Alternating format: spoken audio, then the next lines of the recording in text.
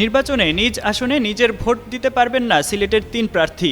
এই ৩ প্রার্থী যে আসনে প্রতিদ্বন্দ্বিতা করছেন তাদের নিজেদের ভোট ভিন্ন আসনে থাকায় এবারের নির্বাচনে তারা নিজের ভোট নিজেকে দিতে পারবেন না বলে জানা গেছে। ভোট না দিতে পারা প্রার্থীরা হলেন সিলেট ১ আসনের গণ অধিকার পরিষদের আকমল হোসেন,